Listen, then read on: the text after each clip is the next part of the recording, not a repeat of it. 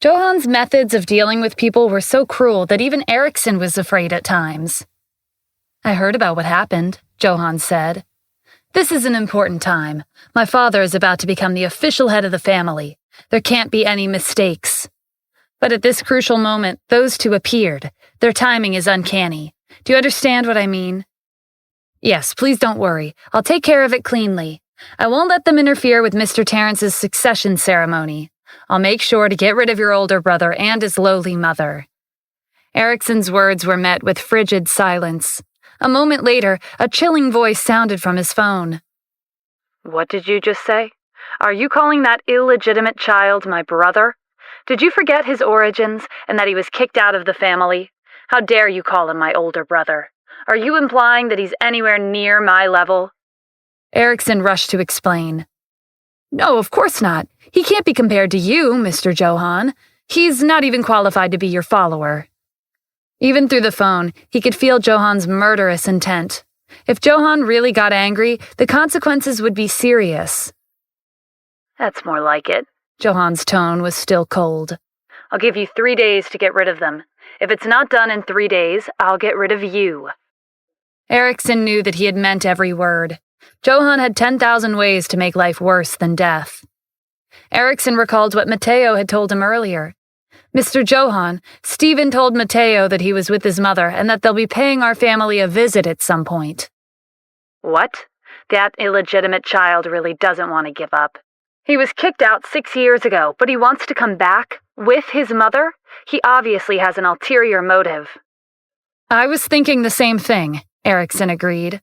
"He's taking advantage of Mr. Terrence's succession ceremony to bring his mother here to force him to accept them into the family. Mr. Terrence won't have a choice, because he'll have to maintain his reputation in public." Johan scoffed. "They're people of low status and not worth mentioning. What qualifications do they have to step past our gates and enter our house? Do they want to leave their names on our family registry? I don't think so." "In my opinion, Stephen never accepted the fact that we kicked him out 6 years ago," Erickson said. "He's using the succession ceremony to get everyone's attention and enter our family again. All eyes will be on him and his mother, and our family will be forced to treat them as people of high status." "He's unexpectedly cunning," Johan said. "But my father only has one son, and that is me. As long as I'm here, he and his mother will never be able to set foot on our territory." If Matteo heard their conversation, he wouldn't know whether he should laugh or cry. He knew what Stephen meant when he said that he would be paying them a visit one day. Stephen was planning on relying on his fists to challenge the authority of the #1 family in the country. Johan and Erickson, on the other hand, felt good about themselves. They thought that Stephen wanted acknowledgement of him and his mother from their family.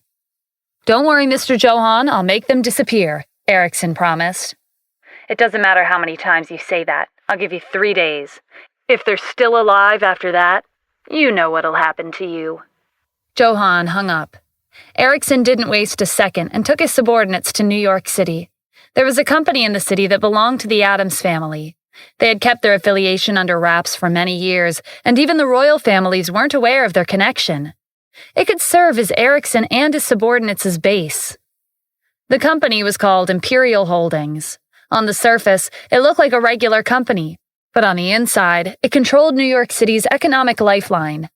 This was something that not even the royal families would be capable of.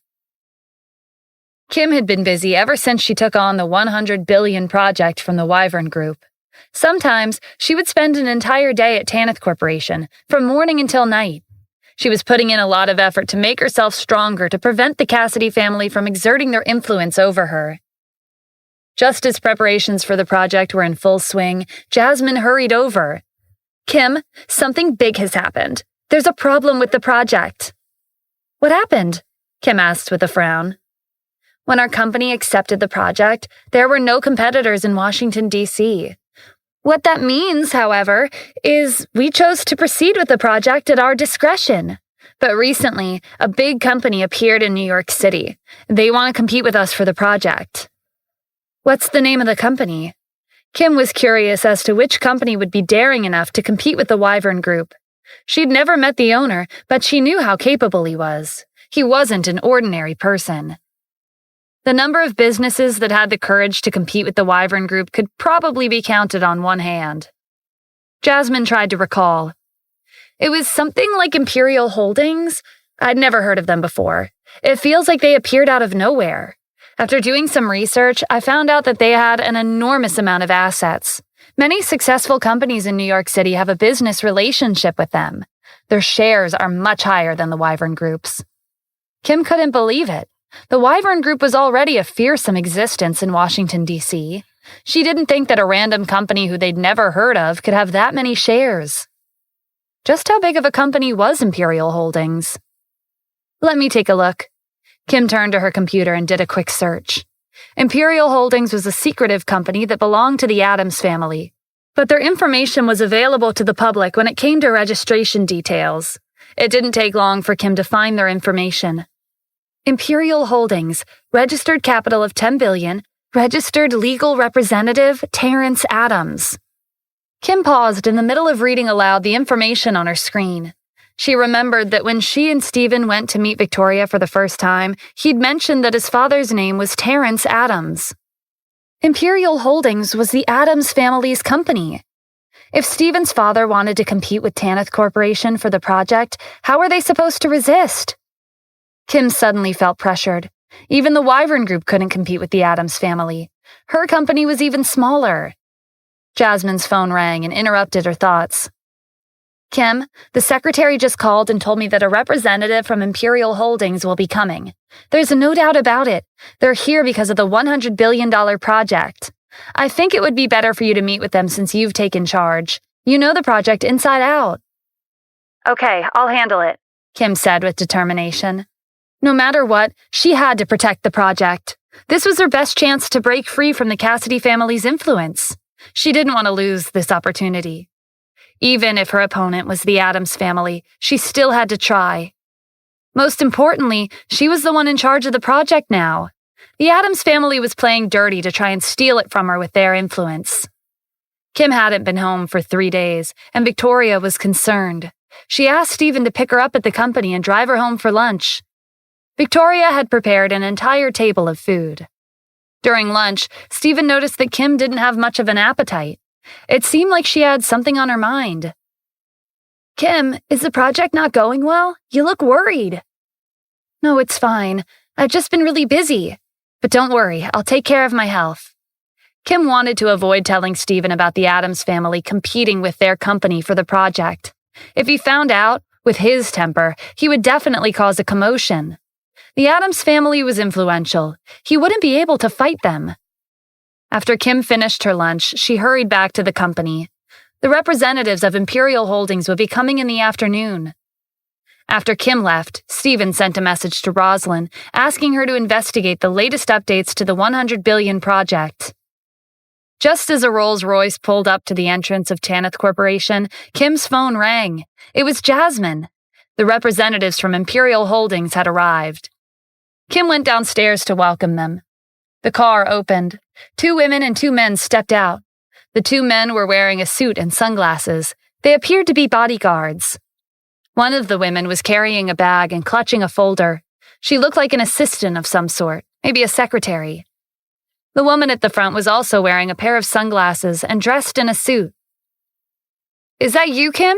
She called out, coming closer. You know me? Kim asked. The woman was wearing sunglasses, so half of her face was obscured. She couldn't recognize her.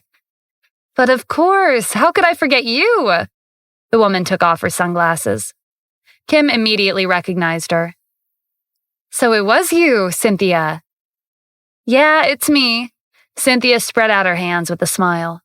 I thought you might not remember me after so many years, but you still do. Shouldn't we give each other a hug as best friends?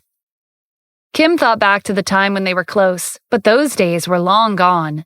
She felt bitter when she thought about everything Cynthia had done to her. Why are you here? Kim asked. She had already had a guess. I'm here for business, Cynthia flashed a grin.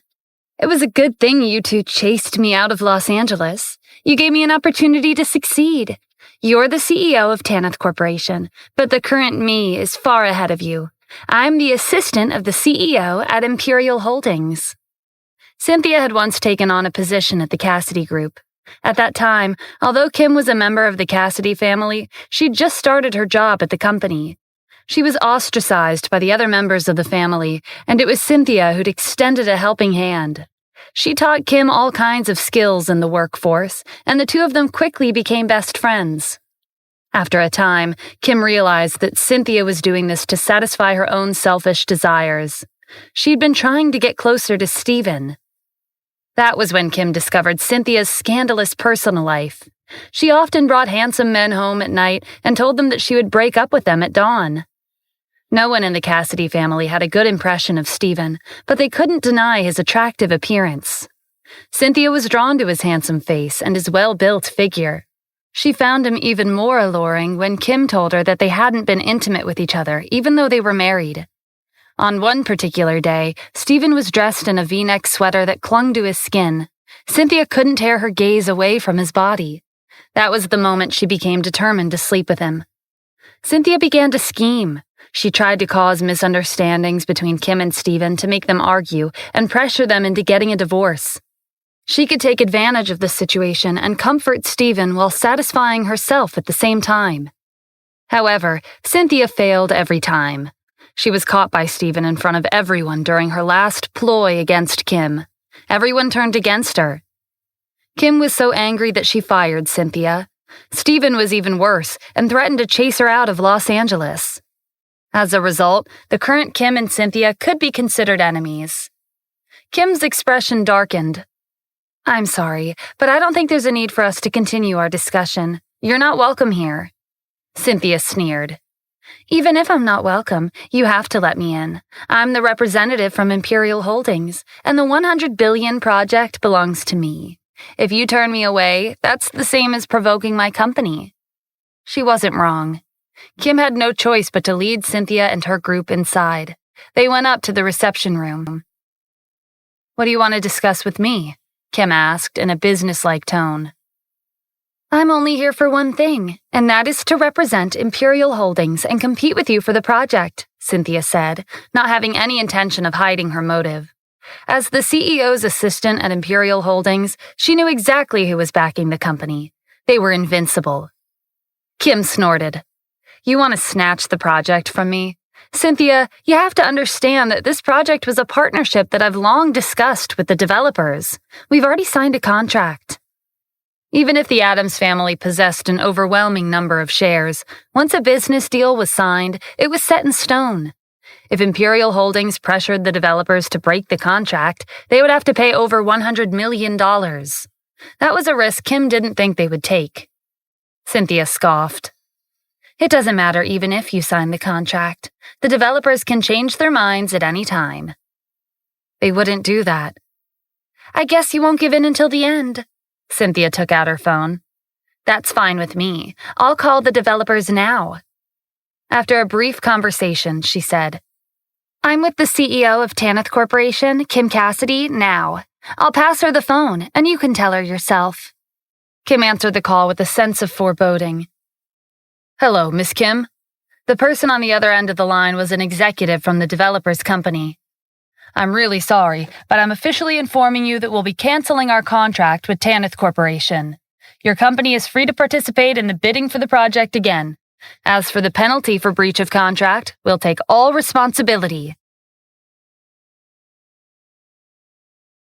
Kim couldn't even get a word in before the line disconnected. The developers would rather pay $100 million penalty for breach of contract than provoke Imperial Holdings. The Addams family's influence in Washington, D.C. was beyond her imagination. "Do you understand now?" Cynthia said smugly. "I told you that it's only a matter of a few words from our company to get their hands on this project. You didn't believe me." Kim was unwilling to let go of this project so easily. It was her opportunity to stand independently from the Cassidy family. Even if that did happen, and the developers canceled the contract with Tanith Corporation, according to the law, Imperial Holdings will also have to participate in the bidding to obtain the project. Cynthia laughed. "I don't know if I should just call you stupid or stubborn.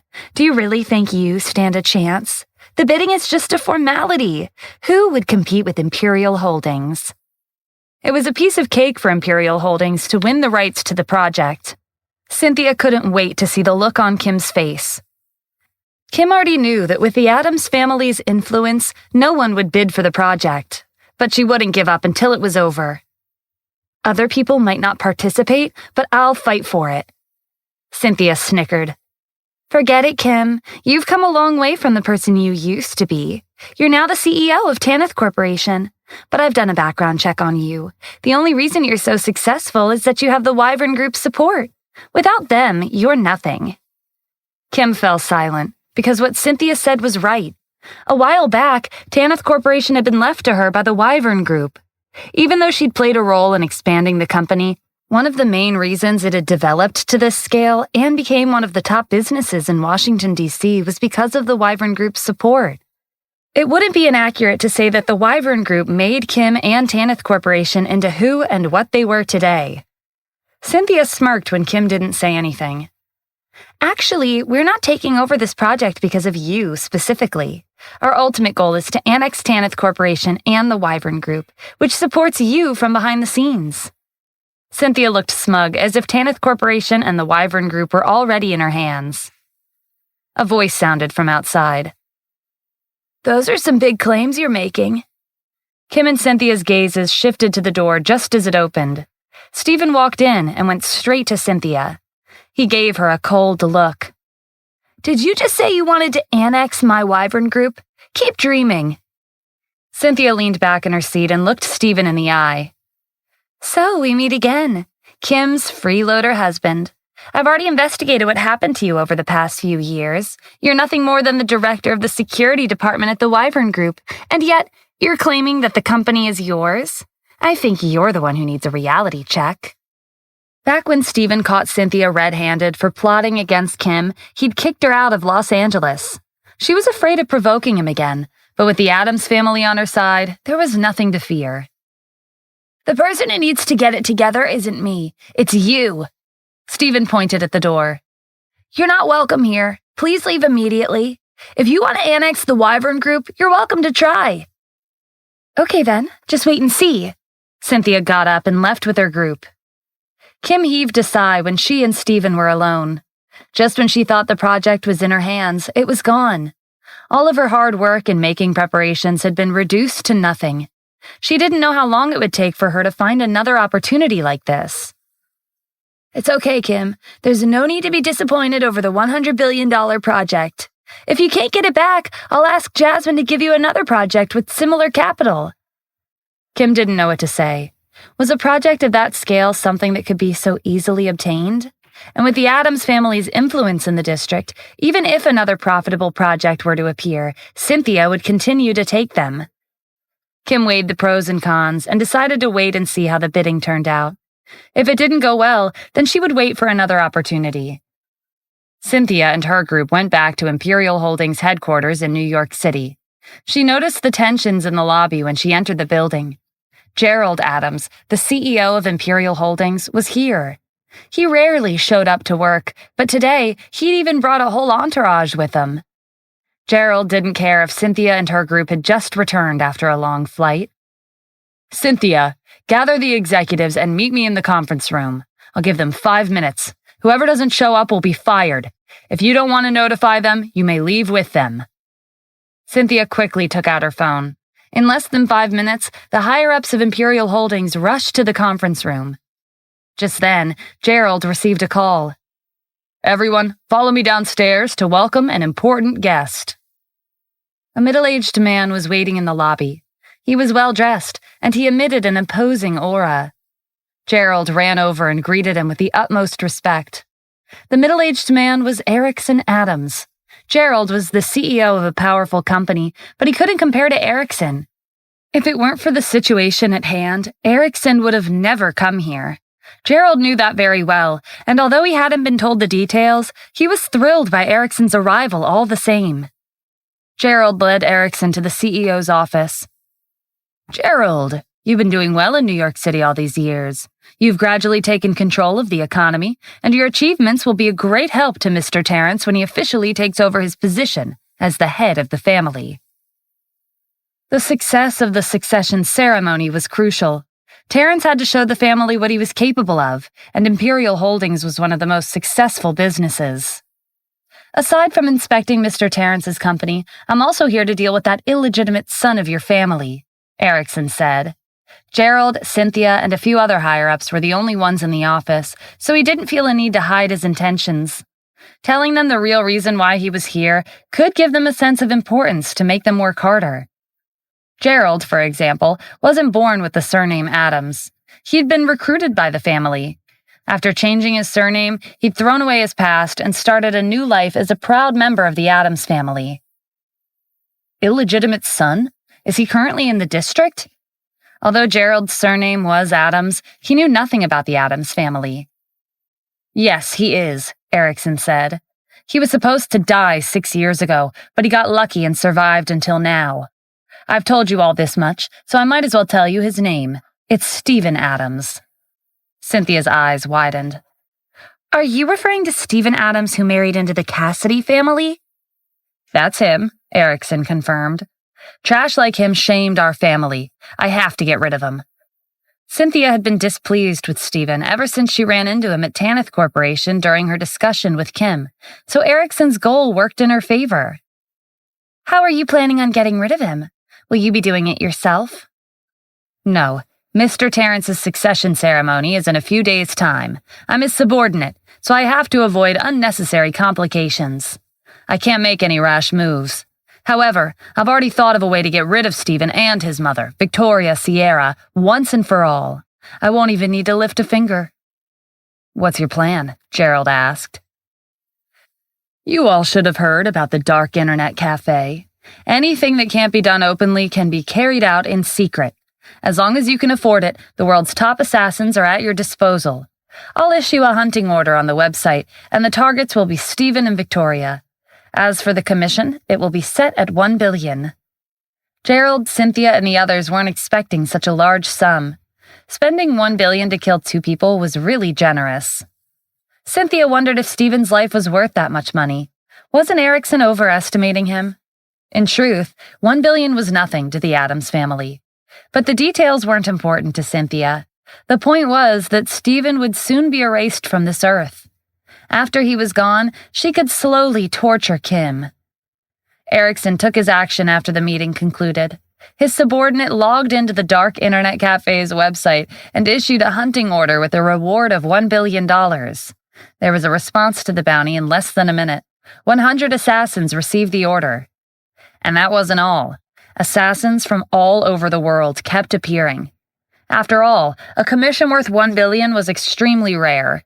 Upon completion, these assassins would be able to live for decades without worrying about food and shelter.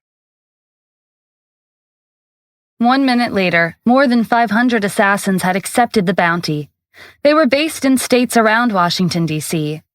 In order to get rid of Stephen and Victoria tonight, Erickson had specifically asked his subordinate to set conditions. Only assassins who were currently in the states nearby could accept the bounty. The other regions were too far away from the district. By the time they rushed over, 3 days would have already passed. Before he could get rid of Stephen and Victoria, Johan would get rid of him. There was also another condition. Only those who'd reached 5 stars on the website met the criteria. In other words, assassins who'd accepted the bounty were the world's first-class killers. 5 minutes later, the number of registered assassins had reached 1,000. Erickson was satisfied. That's enough. Stop recruiting. Post an announcement under the commission. All registrants can participate. Whoever gets Stephen and Victoria's heads first will receive $1 billion. Instead of choosing one assassin, the method most likely to succeed was to send all of them to the district. There were 1,000 of them and 2 targets. Stephen and Victoria were as good as dead. Cynthia was anticipating Stephen's death. She couldn't contain her excitement and hurried back to Washington, D.C. to show off to Kim and Stephen. When Cynthia arrived at Tanith Corporation, Stephen was downstairs waiting for Kim, who was preparing to go home. "Why are you here again?" Stephen asked with a frown. Cynthia grinned. "I'm here to see you one last time. You won't be able to see the sun tomorrow. I have to take this chance to get a good look at you before there won't be any more opportunities in the future." Stephen gave her a suspicious look. "What do you mean by that?" 2 people had come after him and Victoria recently, Cedric and Mateo. From what Cynthia was saying, someone else would be coming tonight. It was likely that tonight's attack would be orchestrated by the Addams family in the district and not one of their branches. "Figure it out yourself," Cynthia said. "Also, a word of advice. You should eat, drink, and do whatever you want tonight, because you might never get the chance again." If Erickson was here and heard what she'd said to Stephen, there was no telling what he would do to her, because her words had given Stephen a heads up. To Cynthia's annoyance, Stephen was indifferent. "Who do you think you are? You can't predict the future." "If you don't believe me, we can make a bet," Cynthia said confidently. "If you're able to see the sun tomorrow, then I'll get on my knees right here and apologize that I was wrong." Stephen still didn't have a reaction. "You said it, not me. There are always people like you, so there's nothing I can do about it." Cynthia was about to get angry, but her mood lifted when she thought about how Stephen's end was near. "All right, let's wait and see." She stormed out of the building. The elevator dinged and Kim stepped out. She saw Cynthia leaving in a huff. Why was she here again? Stephen shrugged. "She's really weird. She came here to tell me that she'll be back tomorrow and apologize in front of all your employees." Kim sighed. "What's wrong with her?" Stephen contacted Rosalind after driving Kim home. Out of the 4 great generals, she was the best at collecting real-time intelligence. "Has there been any unusual activity in the district today?" "A group of assassins is gathering in the outer perimeter of Washington, D.C. Their target is someone in the district, but as of right now, their identity is unknown." If it were anyone else, they would be panicking right about now, but Stephen was casual and relaxed. "There's no need to investigate further. They're here for me. It seems like I've been targeted again." "Don't worry, Mr. Addams," Rosalind said. "With us here, no one will bother you tonight. I'll contact the Fenrir Division and the Armored Cavalry Battalion to ambush them outside your house. It's been a while since me, Dennis, Zachary, and Jaden have gotten good exercise. These assassins will be the perfect target practice." "Okay, I'll leave you to it then." Later that night, Stephen waited for Kim and Victoria to head upstairs before going to his room to sleep. Outside the villa, a battle was raging. The first assassin to appear wore an eye patch over one eye and was accompanied by a tiger. They were rushing towards the house menacingly. His name was One-Eyed Dragon, and he was one of the top 10 assassins in the country. He'd completed every mission without fail. But tonight, before he could get close to the house, he keeled over mysteriously. More than 1,000 assassins who were lying in wait behind him had a strange feeling. But they didn't pay too much attention to his death. The temptation of the $1 billion compensation was too great. One by one, they rushed towards the house. But just like the One-Eyed Dragon, they also keeled over mysteriously. The remaining 100 assassins realized that something was very wrong. They hurried to escape, but Dennis, Rosalind, Zachary, and Jaden blocked them. In less than half an hour, more than 1,000 top assassins were wiped out. It was getting late, and Kim and Victoria were fast asleep. Neither of them noticed the battle outside. As for Stephen, he was also sound asleep, but he was fully aware of the one-sided skirmish. In the morning, Victoria woke up early as usual and prepared breakfast for Kim and Stephen. Kim had hired Leslie, who was an experienced maid, for Victoria, but after living decades of hardship, she wasn't used to it. She felt uncomfortable sitting around the house with nothing to do, so she busied herself with laundry and preparing meals. Kim, Stephen, and Leslie tried to talk Victoria out of it, but it was hard for her to change her habit. In the end, they had no choice but to let her do what she wanted. After breakfast, Stephen drove Kim to work like every other day. He walked her to her office and went back downstairs to drive to the Wyvern Group. When he left the building, he spotted an unfamiliar car parked by the side of the road. Instead of going back to his car, he found a corner to hide in. Stephen didn't have to wait that long before the car door opened, and a woman stepped out. It was Cynthia. From their conversation yesterday, he could guess what she was here for. Cynthia strolled into the building and headed upstairs to Kim's office. She was confident that Stephen had been gotten rid of for good. She barged into the office and saw Kim concentrating on her documents at her desk. I thought you and your husband had deep feelings for each other. Guess he didn't mean anything to you. Kim glanced up from her desk, annoyed by the interruption. Cynthia, can you speak the human language for once? I have no idea what you're talking about. Also, you broke into my office without my permission. Please leave before I call security. Cynthia chuckled. You're focused on work at a time like this? It's a shame. I thought I would get to see you crying and grieving today. Are your tears all dried up? If Stephen knew the only thing you cared about was work, how would he feel? Stephen has always supported me when it comes to my work. Cynthia, if you don't have anything important to discuss, then please leave. You're not welcome here. Kim, haven't you heard that husband and wife are birds of the same tree? They fly away together in the face of disaster. I'm impressed by how heartless you are. Cynthia turned to leave without waiting for an answer. Kim hadn't reacted the way she'd hoped, but that didn't matter, because Stephen was dead. There would be many opportunities to deal with her. She would drag out Kim's suffering as long as possible. The elevator doors opened, and Cynthia came face to face with Stephen, who was about to go upstairs. She screamed. Stephen winced. Her voice grated on his ears.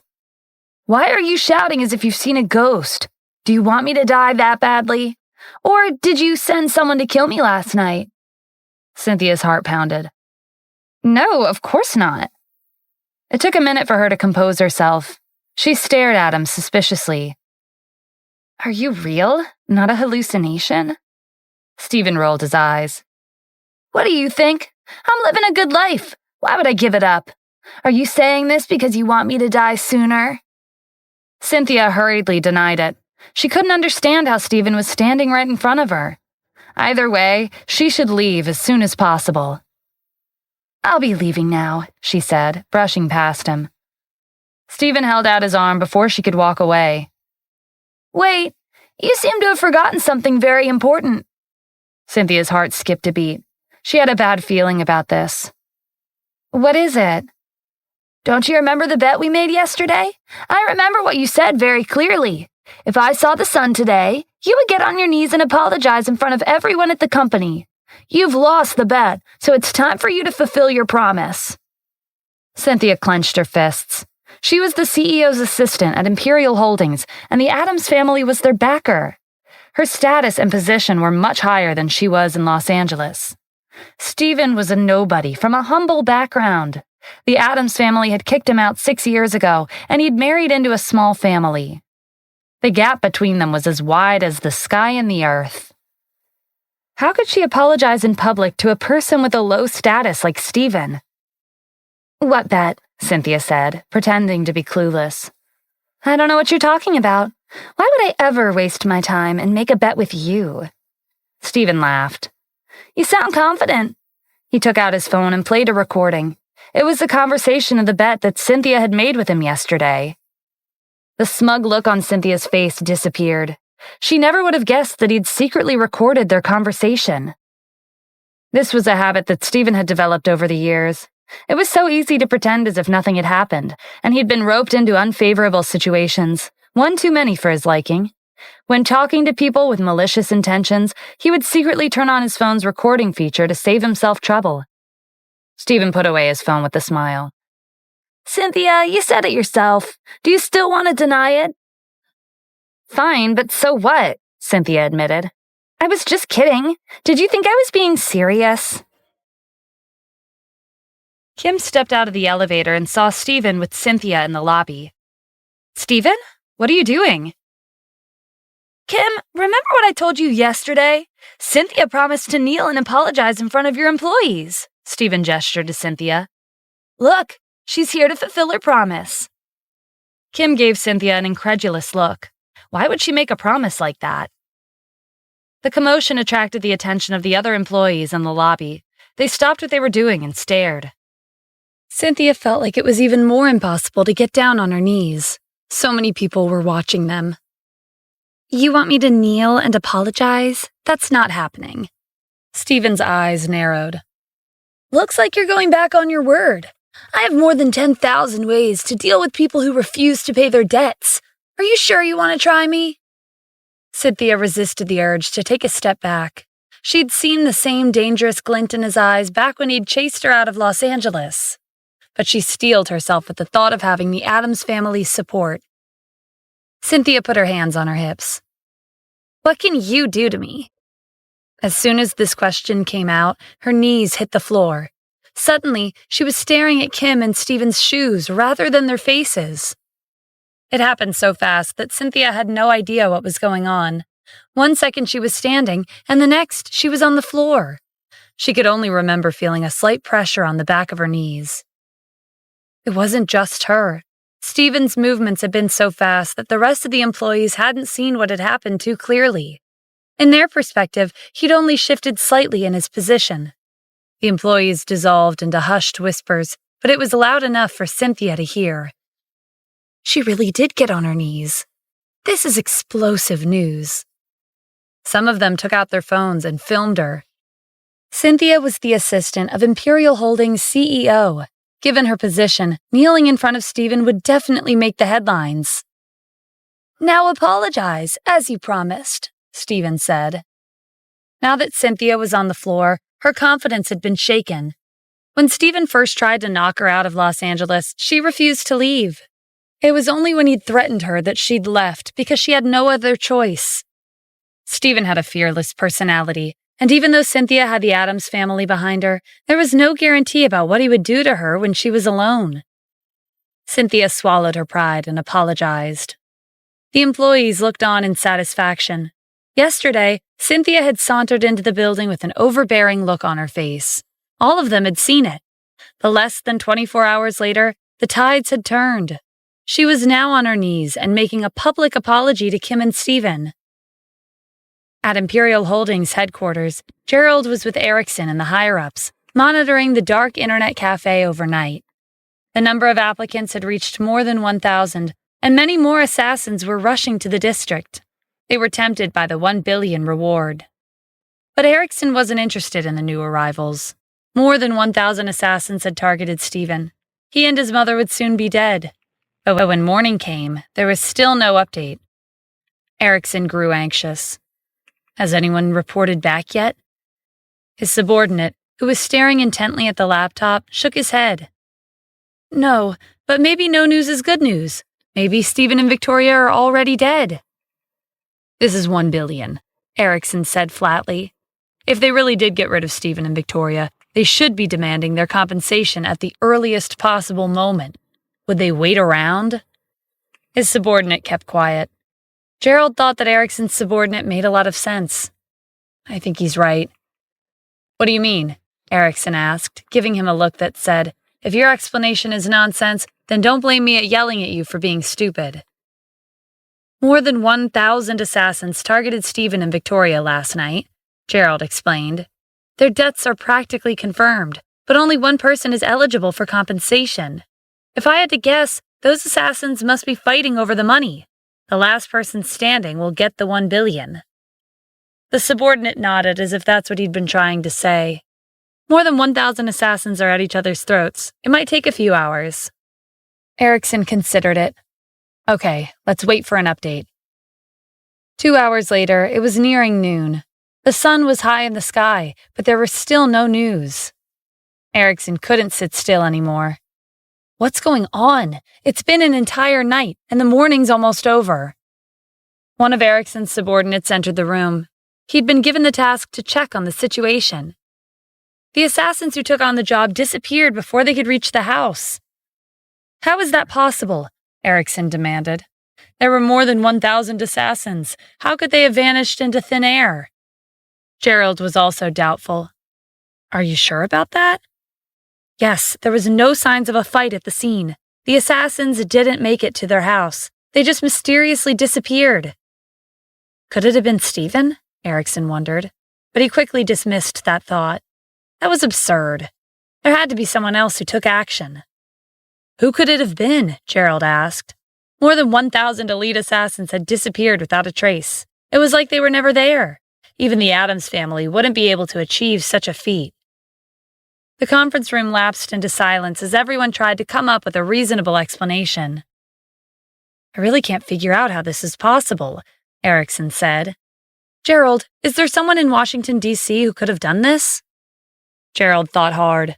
Then he looked up with realization. Yes, there is. There are rumors that the commander-in-chief currently lives in the district. I heard he receives a lot of praise from the locals after he took down multiple corrupt businesses and organizations. The puzzle was starting to come together for Erikson. That's it. It was the commander who took action last night. 1,000 assassins are hardly a challenge. Even if there were 10,000 more, he could have dealt with them just as swiftly. While Erikson was talking, he thought back to his conversation with Matteo, the head of the Addams family's branch in Asheville. He'd warned him more than once to leave Stephen alone, and it wasn't just a warning. He was implying something. I finally understand why Matteo was acting so cowardly, Erikson said.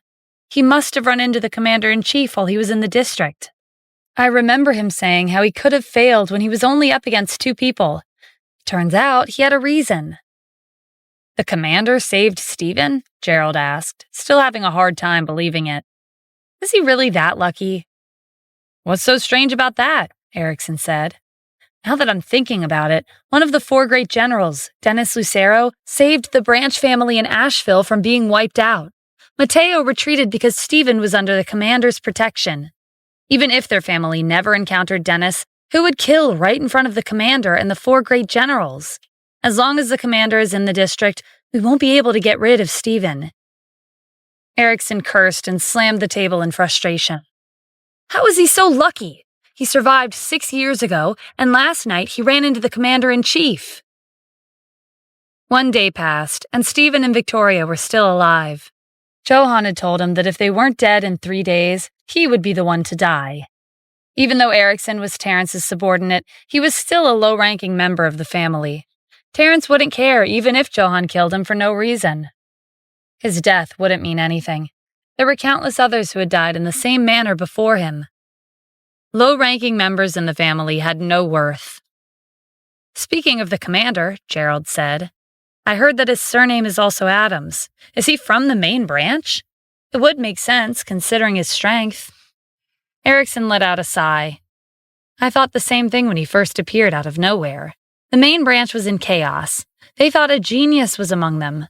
Mr. Terrence searched through all the family records and contacted every branch, only to find that the commander had no affiliation with our family.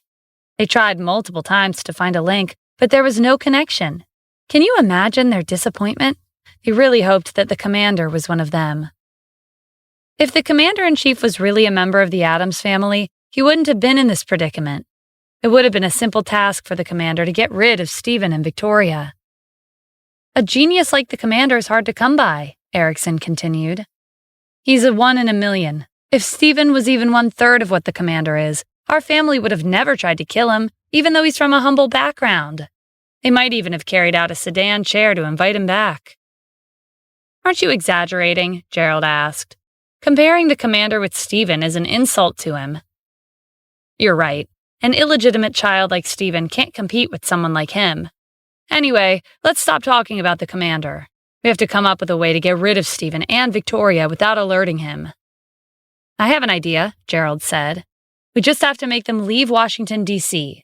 If they're far enough from the commander's field of vision, we can get rid of them without him knowing. That's a good idea, but how are we supposed to get them to leave the district? That's easy. We'll use the Sierra family. Mr. Erikson, if you give them the order to restore Victoria's identity as a member of their family, Angelo will be thrilled and ask her and Stephen to come home, Gerald replied. Erikson was impressed with Gerald's plan. Why didn't I think of that? Victoria is Angelo's daughter. He cared about her.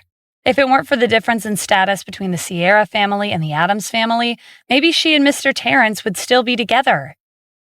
It's not easy for an upper-class family to accept outsiders of lower status, Gerald said. The Addams family forced Angelo to expel Victoria from the Sierra family. This is our best chance. We don't need to wait for her and Stephen to reach New York City. We can set up an ambush without worrying about the commander-in-chief. Erikson nodded in satisfaction. Okay, let's do it this way. He took his subordinates to the Sierra family's mansion. Cedric had been able to suppress the entire city on his own. Erickson's status was much higher. The Sierra family braced themselves for the worst possible outcome. Angelo, Stephanie, and the core members of the family went outside to welcome him. Erickson got down to business. Angelo, listen up. Our family is granting you permission to restore Victoria's identity. What did you say? Angelo thought he'd misheard. Do you need me to repeat myself? Erickson demanded in annoyance.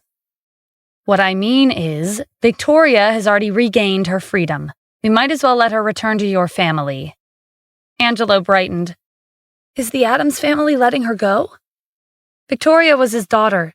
Even if she made a mistake when she was young, he'd never hated her. The past conflicts were a result of the fear of the Addams family.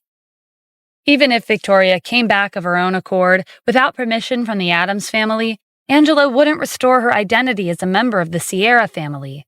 But now she could finally return home. Moreover, Stephen was Victoria's son. When she regained her identity, he would officially become a member of the family. The Sierra family's strength would increase significantly. Erickson glared at Angelo. What? You still don't believe me? Victoria was locked up for more than 2 decades, and Stephen was kicked out 6 years ago. They're not worth mentioning, and they're not worth our family's attention. Angelo was convinced. He called Victoria to tell her the good news. At this time, Victoria was preparing dinner for Kim and Stephen at home. She was overjoyed to receive Angelo's call. Kim and Stephen rarely saw Victoria in such a good mood. Who was that? Kim asked. Victoria joined them at the table with a wide smile. My father called me just now. He told me he wanted to bring me back into the family. He'll be coming to Washington, D.C. tomorrow to pick me up. That's great, Kim said. I'm happy for you, Mom. Stephen had a feeling that things weren't that simple. More than 20 years ago, Victoria and Terrence had been in love, but the Addams family didn't approve of their relationship. They were forced to break up, and Angelo had been forced to remove Victoria from the Sierra family. Angelo hadn't informed the Addams family when Stephen's identity as the commander-in-chief was revealed, because he was worried about their reactions. But now, Angelo was proposing to restore Victoria's identity. There was obviously something fishy going on.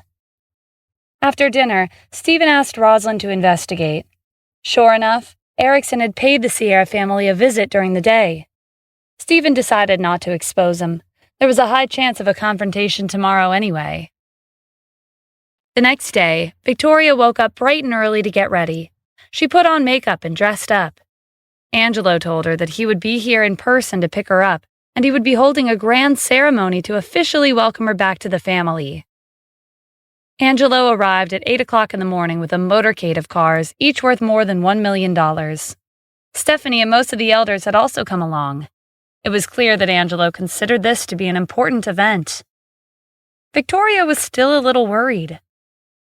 Did the Addams family really agree to let me back into the family? Angelo gave her a reassuring smile. Don't worry, Erickson told me himself. He's the current head of the Addams family's subordinate. Why would he lie to me? Victoria blinked back tears. It's been a long time, but I can finally go home. Angelo patted her shoulder. Everyone's waiting for you. He glanced at Stephen. He cleared his throat. Should we set off now, Stephen? Sure, let's go, Stephen said. The 10 luxury cars drove off to New York City with Stephen and Victoria in tow. Gerald had been monitoring their movements. He reported back to Erickson when he received news that they were on their way back to the city. Good. Have you finished setting up? Erickson asked. Yes, our people are waiting at the designated location. It's a remote area far from the commander-in-chief. Even if Stephen calls for help, they won't arrive in time. Erickson decided to supervise the confrontation in person. All right, let's move out. I want to see their heads roll with my own eyes. The Sierra family had just left Washington, D.C., and were on their way to New York City. Victoria had fallen asleep in the car. She looked more relaxed than Stephen had ever seen her. He could tell that becoming a part of the Sierra family again meant a lot to her. He would get rid of whoever stood in their way to make her dream come true. Angelo was beside the first car, and he couldn't stop glancing at the side view mirror. He missed his daughter. Besides having Victoria back, reinstating her position in the Sierra family also meant that he could officially acknowledge her as his daughter and Stephen as his grandson.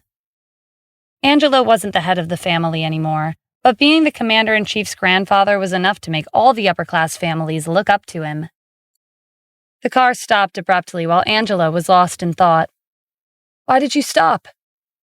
The driver pointed outside. A few cars had stopped up ahead, blocking their path. A group of people were standing in the front. They were dressed in black with weapons in their hands. The person leading the group was Erickson. Angelo got out of the car and scanned the group suspiciously. "What's the meaning of this, Mr. Erickson?" Erickson laughed. "Look around. I've brought all these people here. It's obvious that I'm here to dispose of someone. I missed my chance to kill Stephen and Victoria more than once when they were in the district. Now that they've left, they're no longer under the commander-in-chief's protection. I can kill them at any time." Angelo frowned. "What? You told me yesterday that the Addams family decided to restore Victoria's status." "Oh, Angelo, you've been around for a long time. You still can't tell when people are deceiving you? The Addams family trapped Victoria for more than 2 decades. Why would they be kind to her and her son all of a sudden? They've disgraced our family, and they need to die." "So it was a trap to kill my daughter and her son?" Angelo demanded angrily. He was a fool to have believed that the Addams family had let go of their grudges. Erickson was just using him to get to Victoria and Stephen. Victoria woke up from the commotion. She got out of the car with Stephen to see what was going on. Erickson smiled when he saw her. "Miss Victoria, it's been many years since we last met. How have you been? The last time we saw each other was in front of our house. You were pregnant, on your knees, and braving the heavy rain for 3 days and 3 nights. I was quite impressed." Victoria glared at him. "Are you still after me and my son?"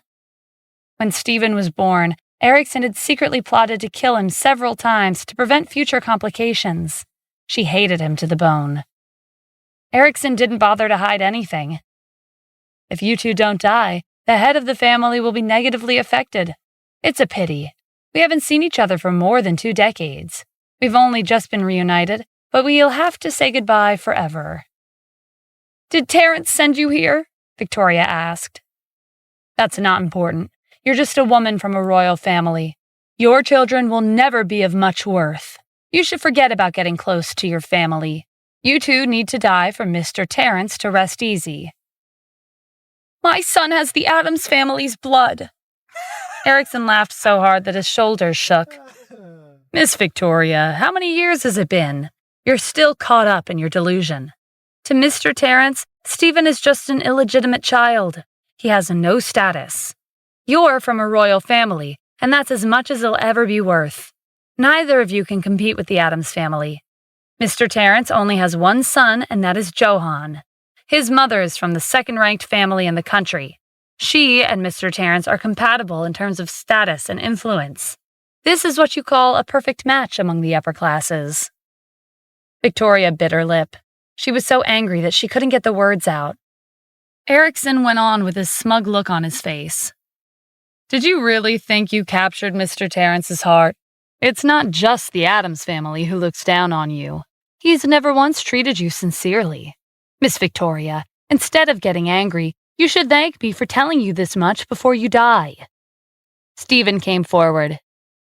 "You want my mother to die? You'll need to get past me first." Erickson cast him a sidelong glance. "Mr. Stephen, you're like a pesky cockroach. You escaped death when you were born, and you managed to survive 6 years ago. But this is the end. It doesn't matter how lucky you are. Both of you will die here." "Erickson, do you know how many years I've tolerated you? If my mother wasn't here today, your blood would be painting the road already. And those people behind you, they would have littered the ground with their corpses." Erickson shivered at the venom that laced Stephen's tone. Even Victoria felt a chill run down her spine. Gerald was the only one unaffected. "Are you threatening Mr. Erickson? You're all bark and no bite." Erickson composed himself. "What's the point in being good at words? You need to have the capabilities to show for it. You lived with our family for many years, so I know exactly what kind of trash you are. If you were really that capable, you wouldn't have been kicked out 6 years ago. You're nowhere near Johan's level. If he's the moon, then you're at most an ant crawling on the ground." Angelo interjected. "Erickson, why is your mouth so repulsive? Have you never learned manners?" Stephen was the commander-in-chief, and he was Angelo's grandson. Angelo couldn't let Erickson talk to him like that. Erickson looked at Angelo in disbelief. "Are you talking back to me?" Cedric had been able to suppress the forces in New York City with one sword strike. Erickson could accomplish that and much more with a snap of his fingers. Angelo was nothing like the person he'd used to be. "And if I did?" Angelo provoked. "Did you think the Addams family could do whatever they wanted? You've always been exerting your influence in Washington, D.C. Now you want to do the same in New York City?" Erickson laughed. "When did you get so brave? It wasn't that long ago when you couldn't even look me in the eye. Are you going to fight me to the death?" In the past, Angelo had always cowered in front of the Addams family. He was afraid of saying something wrong that would get him killed. But today, he went all out. "Our family is not your servant. I'm warning you now, whoever touches my daughter Victoria and my grandson Stephen will be provoking my entire family. When we get back to the city, I'll officially announce them as one of us." The other members of the Sierra family got out of their cars and started talking all at once. They supported Angelo. Erickson was dumbfounded. Had the Sierra family gone crazy? They weren't strong enough to go against the Addams family, but they still acted tough. With Erickson's status, even the upper-class families in the district had to show him respect. No one had ever talked down to him like this. The Sierra family was the first to break the rules. "Angelo, it seems like you found your background, but you know this as well. I can ruin your entire family in a matter of seconds. How are you planning to protect your daughter and your grandson?" Erickson waved his hand, and his subordinates unsheathed their swords. Each of them was strong enough to kill Cedric in an instant, and they could get rid of everyone here in less than 10 seconds. "I'm sure you've heard about my subordinates. You witnessed Cedric's strength all those years ago, but my people could have killed him in a split second." Erickson thought that this would be enough to scare Angelo into submission, but to his surprise, Angelo scoffed and said, "So what? I've already said that even if we have to fight to the death, we'll protect Victoria and Stephen with our lives." If this were the past, Angelo would have given in a long time ago. But after having Victoria taken away from him and finally reuniting after so many years, he realized that the family shouldn't be taken for granted. It wasn't easy for them to stay together. He was standing up to Erickson for Victoria and also showing Stephen his determination to keep the family together. "You're a bunch of fools who don't know your limits," Erickson mocked. "You're becoming more and more foolish as you age, Angelo. Did you think you could create a miracle with just your passion? Today, your family will be annihilated. No one will be coming to save you." Erickson snapped his fingers. Just before his subordinates could make their move, footsteps sounded from further down the road. Numerous people appeared from all directions. They were dressed in varying outfits. They were messy and disorderly, but they were a group. Erickson roughly estimated that there was more than 1,000 of them, and each of them was carrying a weapon. There were even some with firearms. A group that was equipped to form an army had suddenly appeared, and Erickson and his subordinates were strong enough to take down all the main forces in New York City, but even he had to be cautious when facing so many people. If they had a full-on confrontation, it would take several hours before the winner was decided. Fighting a horde of people would not be to their advantage. Arjun, who was standing next to Angelo, spotted someone in the crowd. "Look, it's the leader of the Moran family." Angelo squinted and peered into the crowd. He recognized Tremaine in the lead, and hundreds of upper-class families surrounding him. They were here for Stephen. Tremaine stepped forward, ignoring Erickson, and greeted Victoria. "Mr. Tremaine, what are you doing here?" Victoria asked in surprise. I've brought the noble and royal families with me to welcome you back to the city, Tremaine said. We'll make sure that no one stands in your way. Victoria was confused. Since when was her status high enough for the royal families of New York City to treat her with so much respect? Little did she know that this was all because of Stephen. Tremaine glanced at Angelo, who was still in a daze. Angelo, snap out of it. Take your daughter and grandson away. We're here now, and we'll take care of this. Angelo regained his senses and instructed the Sierra family to keep moving. Wait, Erickson called out. Tremaine, are you pretending I don't exist? No one can leave without my permission. No one can stop Miss Victoria from returning to New York City, Tremaine said righteously.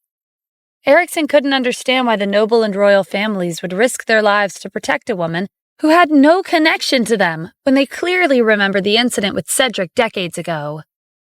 Tremaine, are you determined to go against the Addams family? You should already know the consequences. But using the Addams family's name didn't seem as useful as before. Tremaine had no reaction. In the past, whenever Erickson had brought up his family, the other party would have to tread carefully. But today, not only had Angelo talked back to him, Tremaine was doing the same. Had these people gone crazy? We'll ensure Miss Victoria's safety until she returns to the city. Angelo, take your family and leave, Tremaine repeated. Angelo gave him a grateful nod. He rolled down the window and told the driver to set off. The rest of the cars followed his lead. Erickson's subordinates prepared to rush after them. They were waiting for an order. Tremaine, I'll ask you one last time. Think about your answer carefully. Are you determined to go against our family? No one can protect the people that our family wants to dispose of.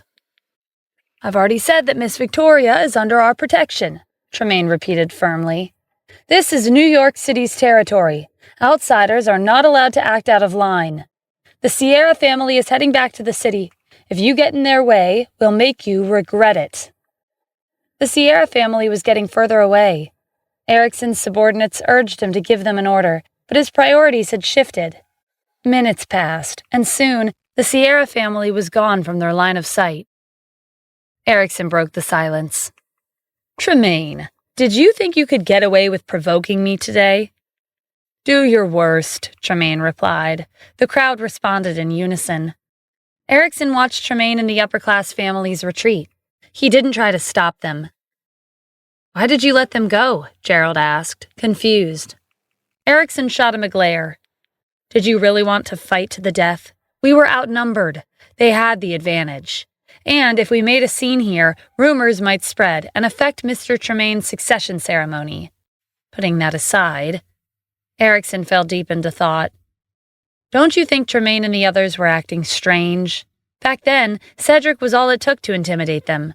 But today, they risked their lives to protect Victoria and Stephen. I can't figure out what they're thinking.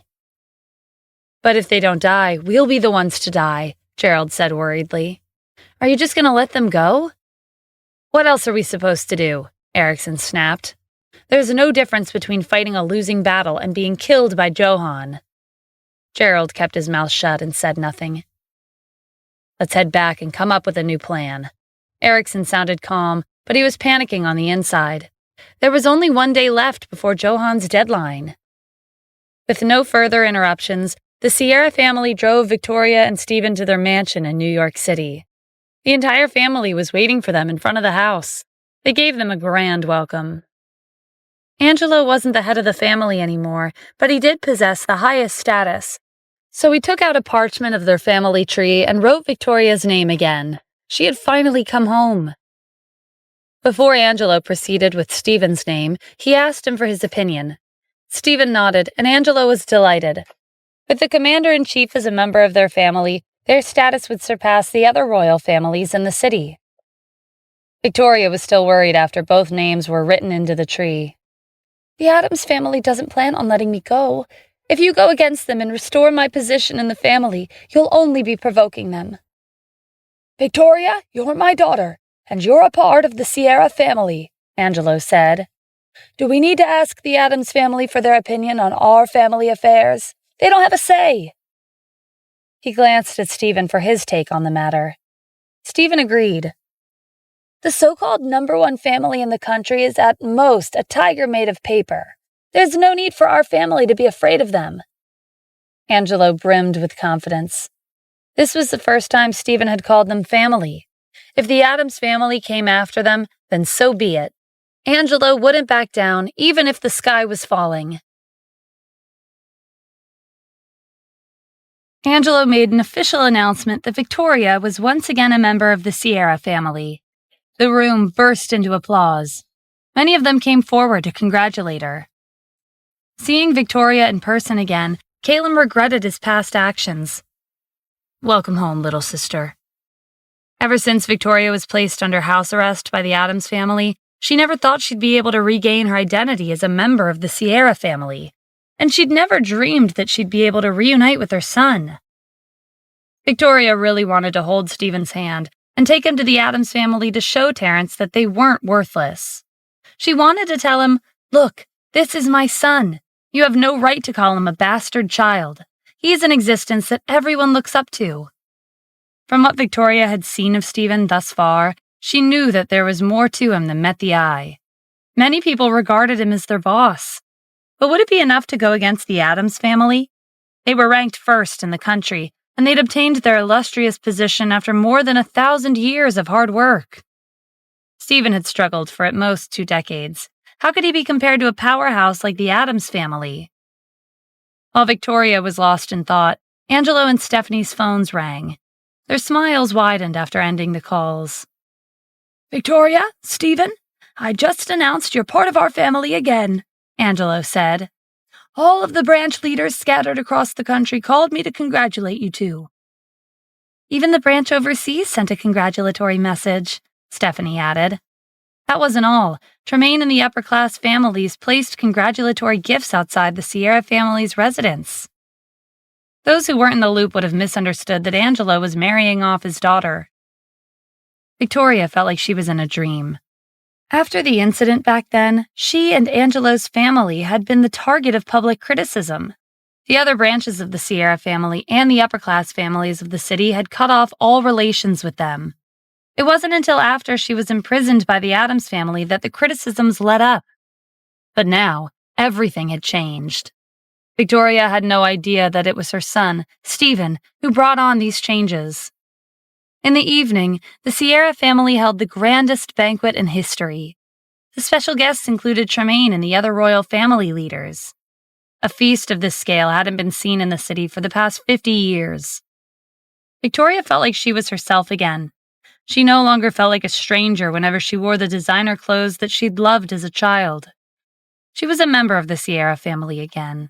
She could finally let go of her life in the seaside town and start over. This time, she felt like she could really live a better life with her son, her daughter-in-law, and her family. While the celebration was going on in the Sierra family's mansion, Erickson, Gerald, and the others were racking their brains, trying to come up with a solution. Erickson couldn't return to the Addams family without getting rid of Victoria and Stephen.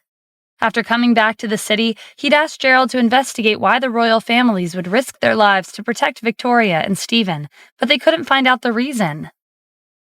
"It's strange," Erickson said. "Tremaine has always looked down on Angelo's family, but he lowered his status and stood up for his daughter today. It doesn't make sense." One of his subordinates suggested, "Maybe Tremaine has taken a fancy to Angelo's daughter." Erickson kicked him in the shin. "Can you grow some brains? Tremaine's not that kind of person." "Maybe this is related to Stephen," another subordinate suggested. "His luck has been uncanny recently. If you ask me, he's kind of mysterious." Erickson scoffed. "What's so mysterious about an illegitimate child? Even if Stephen does have the royal families on his side, why was he kicked out 6 years ago?" "Exactly," Gerald agreed. "If he was really that capable, why would he marry into the Cassidy family?" The rest of the subordinates nodded in agreement. While they were engaged in a heated discussion, Erickson's phone rang. He took a deep breath before answering the call. "Hello, Mr. Johan." Gerald and the others immediately stopped talking. "Erickson, those 2 people are disposed of by now, right? 3 days are almost up, but you haven't called to report back even once.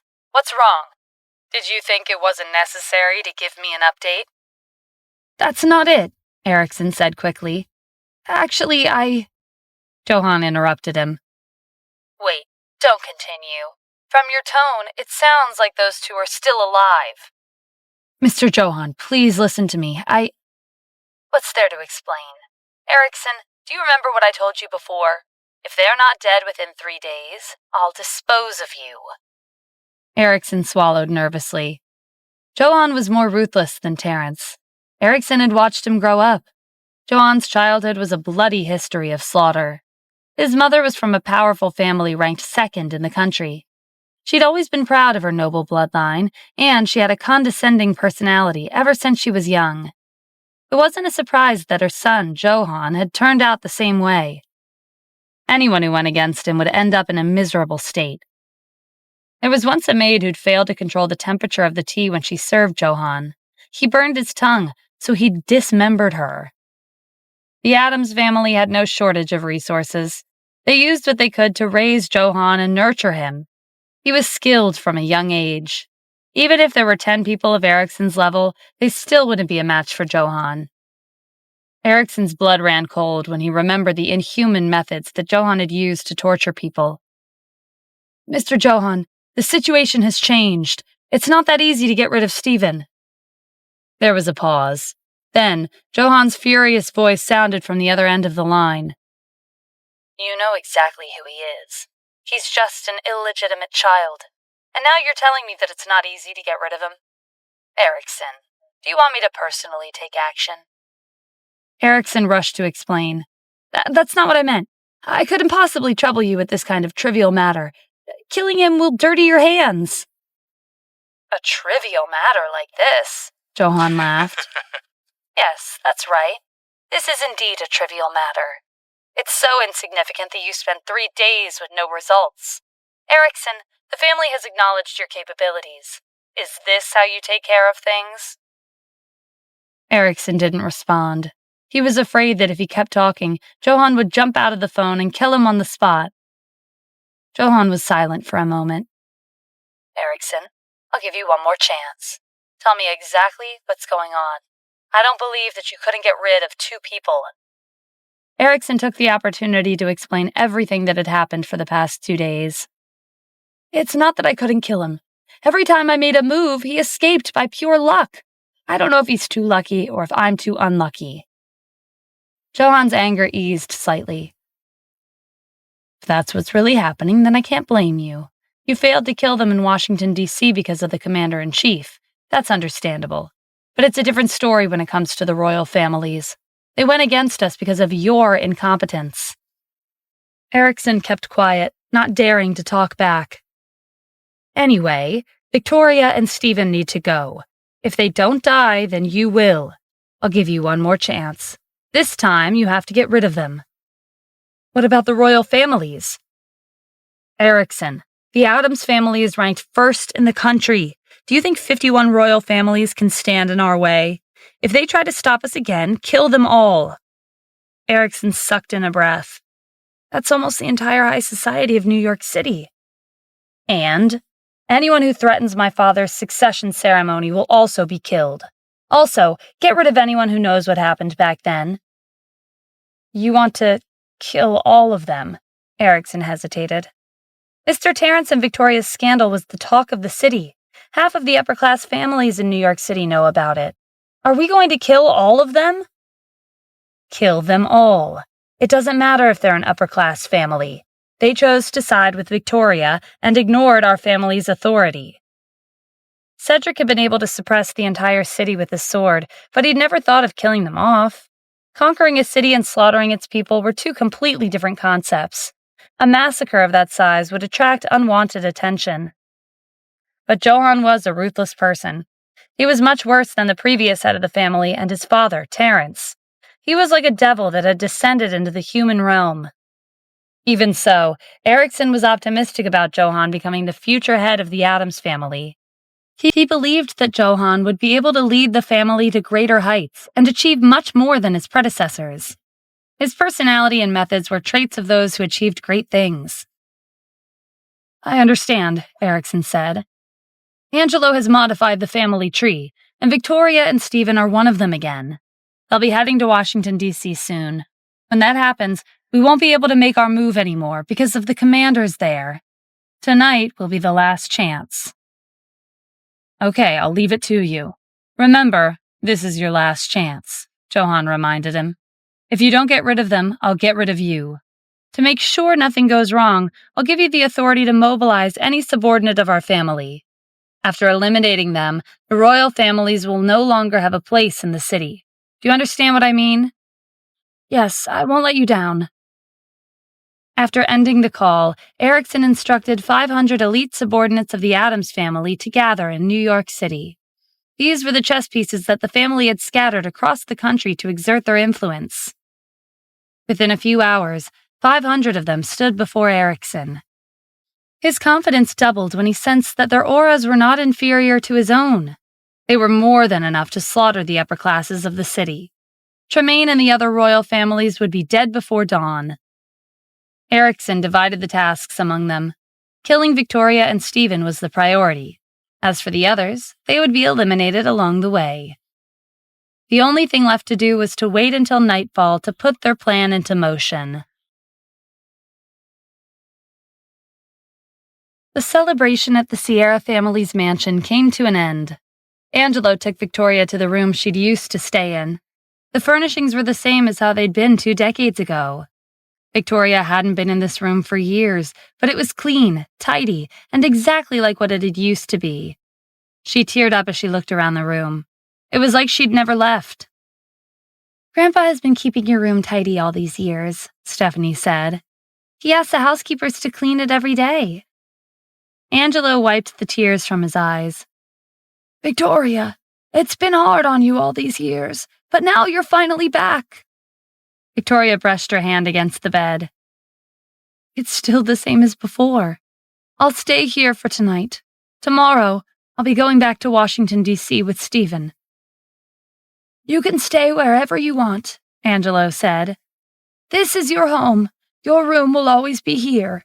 You can come back at any time." He arranged a maid for her before leaving the room. "Stephen, I've also prepared a room for you. I'll take you there." "I'll check it out later. I'm going to go for a walk in the yard." "All right, if you need anything, give me a call." Angelo turned and went down the stairs. "Stephanie, you should head back too," Stephen said. "It's getting late." "Okay, don't stay up too late." Stephen wandered around the yard with his gaze on the sky. The moon was shining brightly in the darkness of the night. The silence was broken when his phone rang. His eyes twinkled in amusement when he saw the name on his screen. "Callan, do you really have the time to be calling me in the middle of the night?" Callan chuckled. "I'm calling to report to you about work. The mission at the border has been completed. The neighboring countries won't invade our territory for the next 50 years. As expected of the 5th grade general. One battle was all it took to ensure 50 more years of peace. I doubt those countries have given up completely, but will have this time to develop cutting-edge technology at a faster rate." "That's right. They'll be ready when the time comes. By the way, do you remember what I told you before I left last time? I wasn't sure if I could make it to your wedding, but I'm free to attend now. It won't be just me.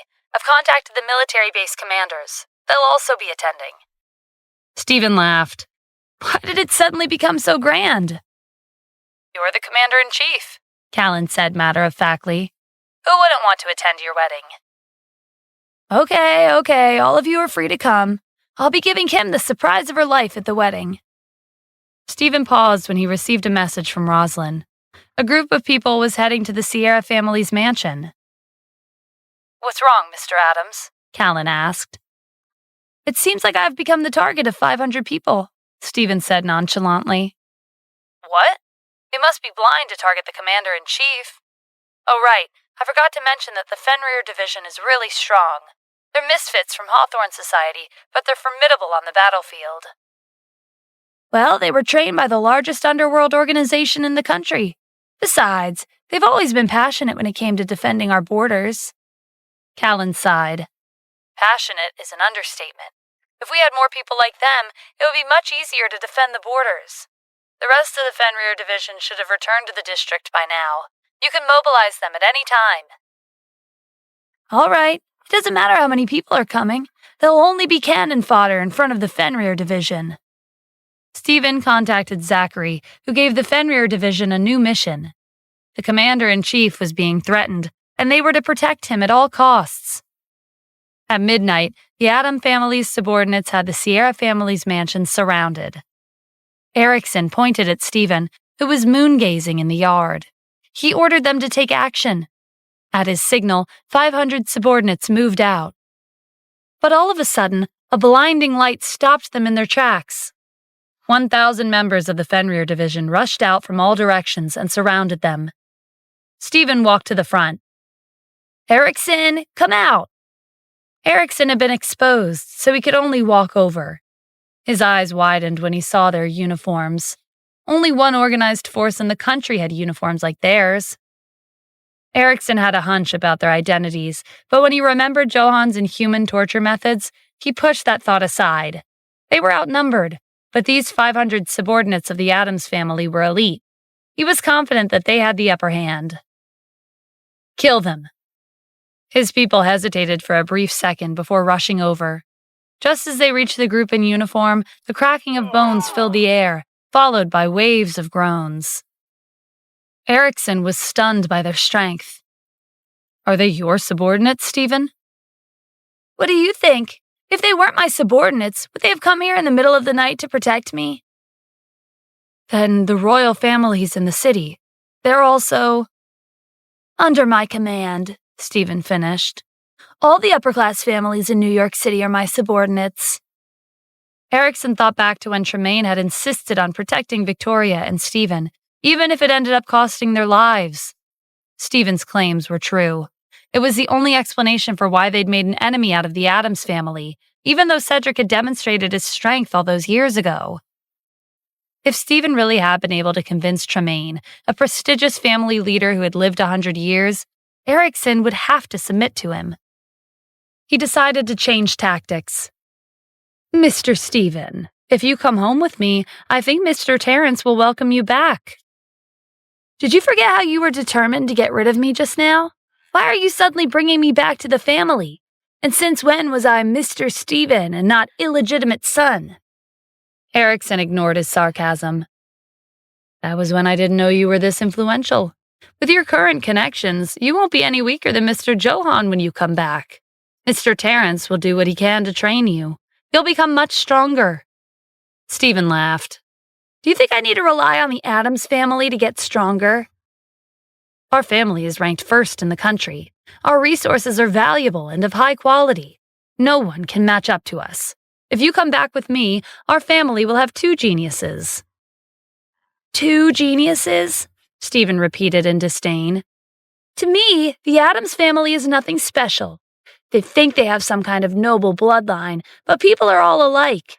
No one is superior to another. Erickson frowned.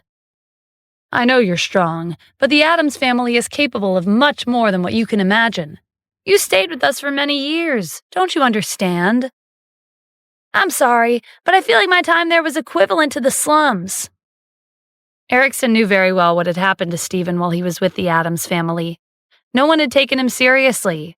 He was an illegitimate child with low status. Everyone was aware of that except for Stephen himself.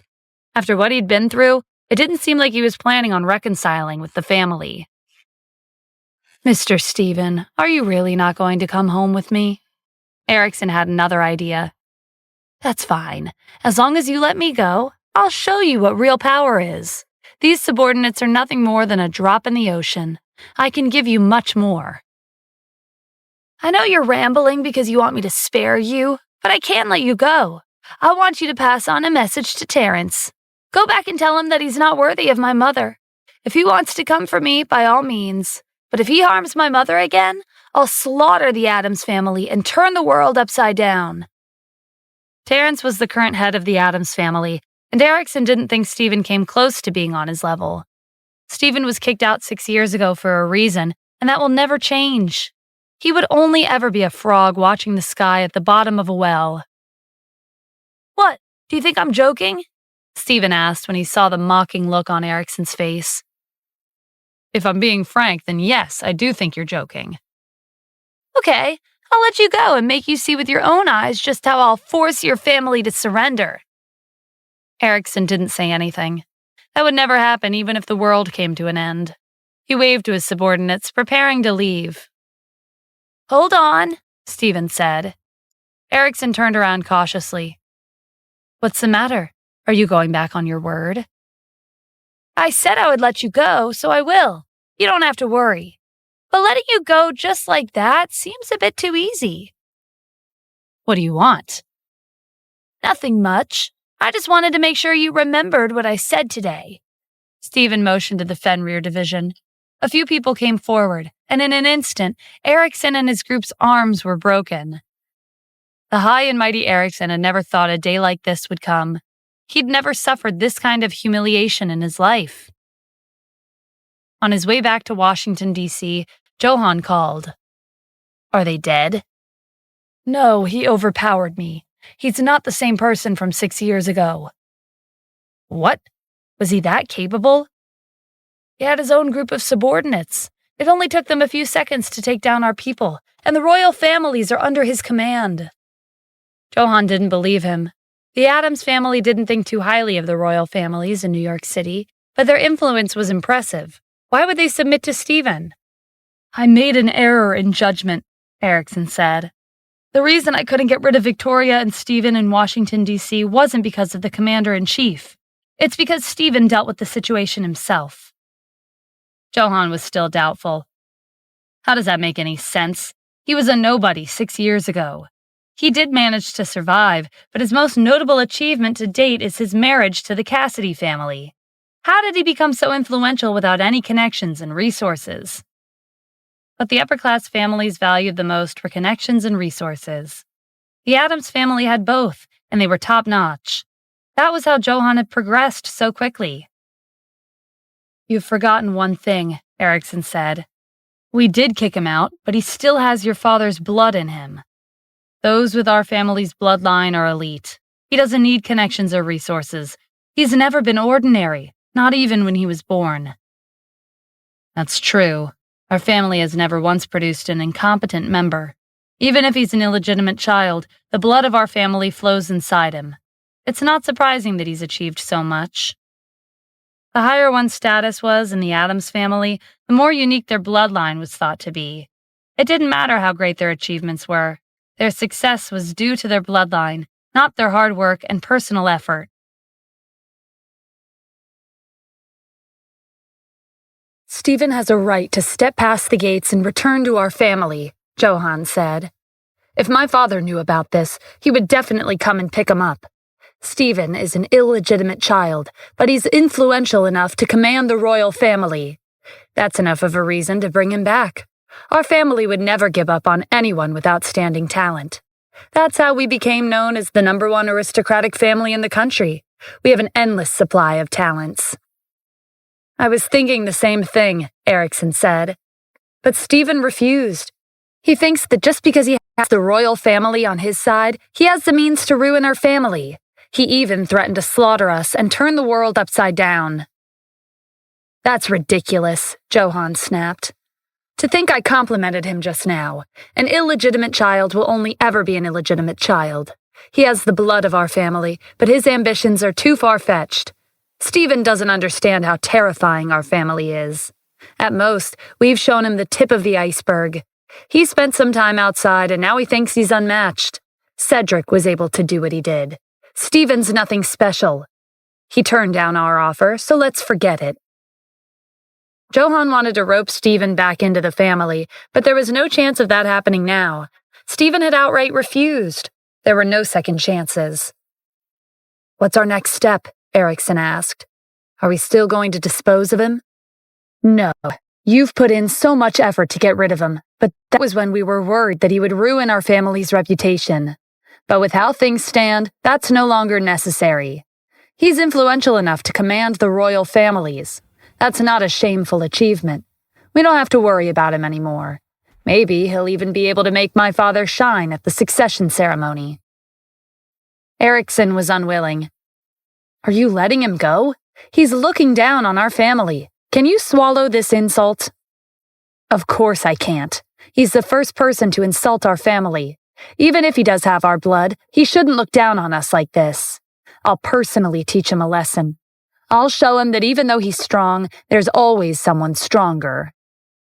Johann hung up and told his subordinates to investigate Stephen's current background. They returned after 5 minutes. Johann gave Eriksson another call. Stephen is the owner of the Wyvern Group. No wonder he has so much influence. All of his coincidences from before can be explained. It wasn't because of the commander-in-chief that he managed to survive multiple assassination attempts. And it also wasn't because he was lucky. He used his connections. Stephen being the owner of the Wyvern Group was essentially public information. Not everyone was aware, but those who specifically did their research would know about it. I've heard of the Wyvern Group, Eriksson said. They say Sanson Corporation, Zanger Corporation, and Neil Brandt were ruined because of them. Right, that was their doing.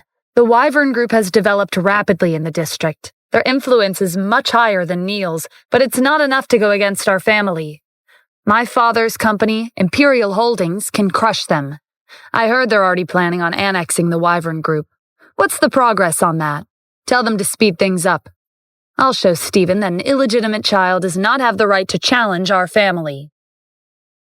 No matter how capable Stephen was, Johann was confident that he wouldn't be able to fight against the entire Addams family. He alone was enough to deal with Stephen. Afterward, he would massacre the royal families. Eriksson's attack at the Sierra family's mansion was kept confidential. No one else knew what had transpired last night except for Stephen. Victoria woke up early the next morning to get ready. She said goodbye to Angelo and the others and went back to Washington, D.C. with Stephen. The Fenrir Division and the Armored Cavalry Battalion accompanied them secretly. Victoria glanced in the direction of the Adam family's residence when they arrived.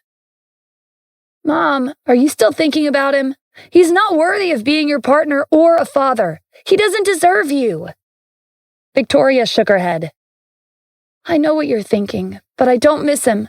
The only thing I want is to live a good life with you and Kim. Well, to tell you the truth, I do have one small wish, but...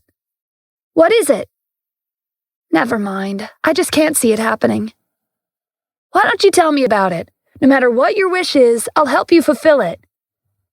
Victoria gave Stephen a thoughtful look. One day, I want to bring you to the Addams family and tell them that you're my son. I want to show them who you really are. They have no right to look down on you. You're not just an illegitimate child. You're not just someone they kicked out of the family. You're someone incredible, and you're not inferior to them in any way. I want them to know that. Stephen chuckled. That's it? That's not hard. I promise I'll make your wish come true. Victoria didn't have any expectations, but it was the thought that counted. The Addams family had more than 1,000 years of history. No matter how great Stephen's achievements were, it would take him more than a lifetime to surpass them. When Stephen and Victoria went home, they found a table of food waiting for them. When Angelo came to pick Victoria up and take her to New York City, Kim didn't go with them. Today was her day off, so she stayed home and prepared lunch for their return. Kim rarely went into the kitchen, so her dishes were far from being as good as Victoria's, but both Stephen and Victoria ate with relish. How's the project going? Stephen asked. The developers had changed their minds, but the project was up for grabs again. Kim could participate in the bidding. The bidding is tomorrow. I've prepared what I could. I don't believe that Imperial Holdings can do whatever they want. I have to win the project. Kim's position in the Cassidy family would improve as long as she could get her hands on the project.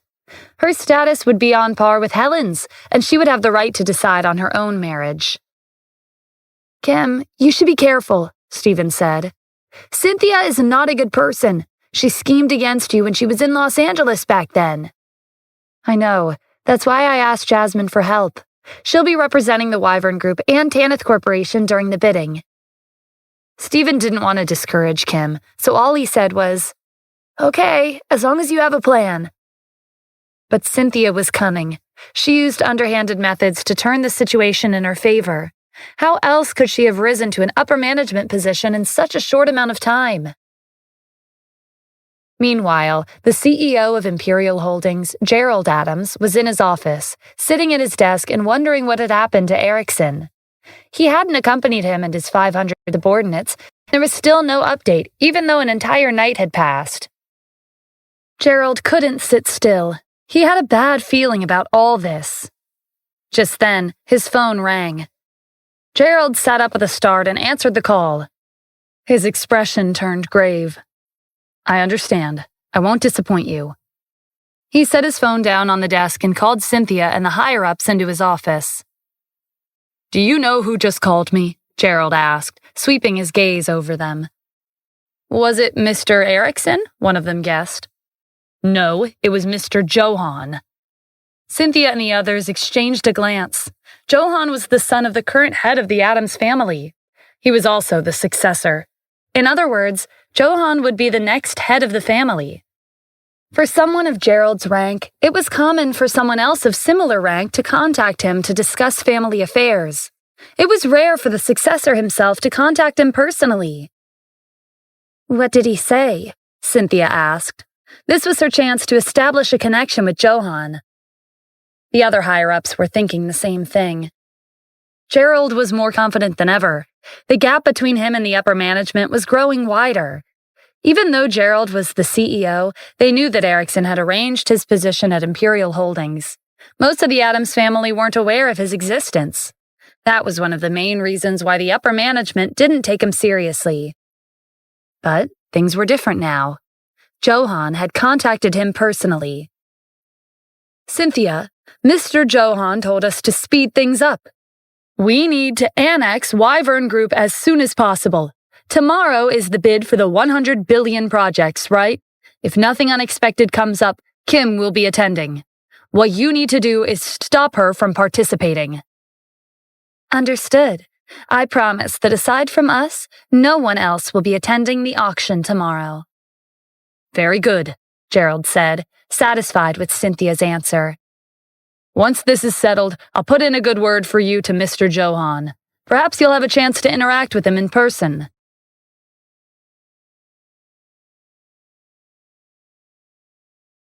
The next morning, Kim went to work early, gathered the necessary documents for the bidding, and prepared to set off. Camilla had been left in charge of her safety. To make sure that nothing went wrong, she carefully selected a few security guards and formed a small team to escort Kim. "Camilla, today's bidding is of the utmost importance. They might try to pull tricks on my way there." Having been in the business industry for so many years, Kim had more or less grasped the various underhanded methods that bidders could pull. This was especially true for auctions. There was no telling what they might do to get the project of their choice. "Understood," Camilla said. "I'll be at your side the entire time." Both Kim and Jasmine were reassured knowing that Camilla was around. Kim and several higher-ups of Tanith Corporation headed to the bidding venue in 3 cars. Jasmine was more low-profile as she left the Wyvern Group. Kim had planned this beforehand. While she would make a big fuss and let everyone know her destination, Jasmine would quietly rush to the venue without anyone noticing. Even if Kim encountered an unexpected situation along the way, at least Jasmine would be there on time. Kim had left Tanith Corporation at an hour when most of the streets were empty. As she headed to the bidding venue, the number of cars and pedestrians on the road began to increase. Kim sat in the back seat, tense and nervous. She had a bad feeling when she arrived at the company this morning. She felt like something was about to happen. "Camilla, keep an eye on our surroundings," Kim reminded her. "Don't worry too much, Miss Kim. We walk this road several times a day. There won't be any problems." As soon as Camilla finished her sentence, a crash sounded from up ahead. A car had turned the corner at such a speed that it had crashed into the first car with the higher-ups. Camilla slammed on the brakes. Kim lurched out of the seat, her seatbelt digging into her waist. "Miss Kim, are you okay?" "I'm fine. What happened?" "Our car up front was in an accident. Another car intentionally crashed into it. It was moving slowly, but it sped up when we approached." Kim unbuckled her seatbelt and pushed open the car door. This has to be their doing. They're trying to stop us from getting to the auction. Let's go out and see if anyone's hurt. Camilla followed her out of the car and went to assess the situation. Miss Kim, the driver was an elderly man. He's deceased. Kim frowned. It would be difficult to leave the scene. This was a traffic accident that involved a casualty. Why don't you leave first? I'll take care of this, Camilla suggested. But before either of them could do anything, people rushed out from the opposite side of the road and surrounded Kim and the higher-ups. They hit an old man! Don't let them escape! Judging from their uncanny timing, they had obviously been waiting for this moment to appear. Camilla looked around. There were no security cameras in the vicinity. Without an immediate form of evidence, it would be hard to get out of this and make it to the auction in time. The bidding was important, but life had been lost. Kim couldn't leave and pretend as if nothing had happened. These people wouldn't be letting her leave anyway. They were waiting for her to make a mistake so they could spread rumors and ruin her reputation. Fortunately, they still had Jasmine. She took a detour to the auction site. It was a sparsely populated route. No one would have thought that she would be heading there on this road. Jasmine grew nervous when Kim texted her that she was being held up because of a car accident. She urged the driver to step on it, but not even 1 second later, he slammed on the brakes. Jasmine flew forward. The seatbelt pulled her back, and her head hit on the back of the seat. She groaned and touched the back of her head. What's going on? The driver pointed out the window. More than 10 cars were blocking the road up ahead. A group of people dressed in black suits walked over and knocked on Jasmine's window. She rolled down the window just a crack. Miss Jasmine, we have no plans to hurt you. We're just here to invite you to a meal. Of course, we won't delay you for too long. It'll be at most 3 hours. 3 hours? Jasmine immediately knew that her location had been exposed. Imperial Holdings was behind this. They had sent these people here to stop her. The bidding would have long since ended after 3 hours. I'm sorry, my time is precious. I don't have time for a meal with you. Please step aside. The man bent down and gave her a menacing look through the window. If you insist on refusing, we have other methods to get you to comply. Jasmine ran a hand through her hair in frustration. She wouldn't be able to help Kim this time. At the auction venue, there were many business owners and representatives like Kim who were determined to win the project. It involved a capital of 100 billion, so anyone would be tempted. But before they could enter, Gerald walked in front of the entrance and stopped them. Everyone, please head back. This project is for Imperial Holdings. If you intend on forcing your way inside, think about whether or not you'll be able to leave this auction alive. The crowd looked at each other. It was a not-so-subtle threat. No one was willing to risk their lives. Imperial Holdings' fame had spread across the city within a few days of making themselves known. There were rumors that the Addams family were behind them. Even Tremaine Moran was no match for them. The crowd's determination wavered. They knew how influential Imperial Holdings was. One brief discussion later, and they quietly walked away. Gerald smirked. The project was as good as theirs. Cynthia, how are things going on your end? It's going well. Kim won't be coming today. Good. Did you make sure to erase our tracks? I sent someone to take care of that. Even if Kim found out that it was us who set her up, she won't have any evidence to accuse us with. She sent her friend Jasmine to the venue on a different route, but her plan couldn't get past me. We have everything under control. Gerald nodded in approval. As expected of my capable assistant, you're efficient. After the Wyvern Group is annexed, I'll introduce you to Mr. Johan. Cynthia could already imagine herself in the Addams family's circle. The representative in charge of the project came outside. He was surprised to see the entrance empty. Gerald and Cynthia were the only ones there. Mr. Gerald, I've just received news that Miss Kim from Tanith Corporation and Miss Jasmine from the Wyvern Group won't be able to make it. Gerald deliberately made a show of looking at his watch. It's almost time. It's a shame that they couldn't be here today. We would have liked to have a competition.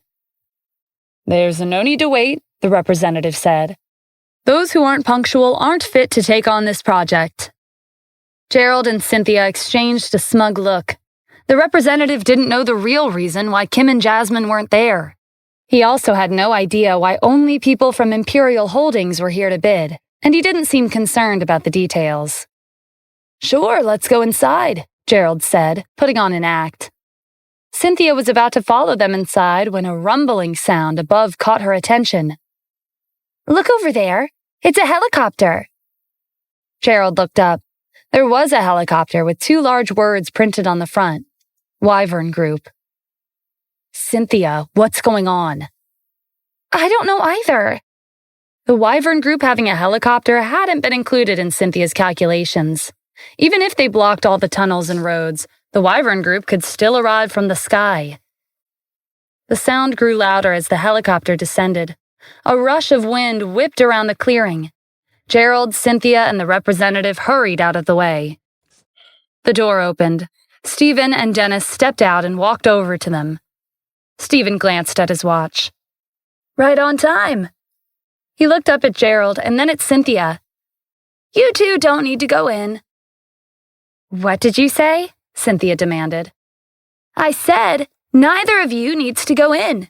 You two aren't allowed to participate in the auction." "Aren't you being too overbearing?" the representative said. "You're not the only one who's allowed to bid for the project." He didn't know why there were so few participants today, but he could guess that Imperial Holdings was behind this. Either way, he was more inclined to let them take on the project than the Wyvern Group. The Addams family was their backer. "Your words hold no weight," Stephen countered. "I'm the one in charge here, and only I can decide who's allowed to enter." Cynthia scowled at him.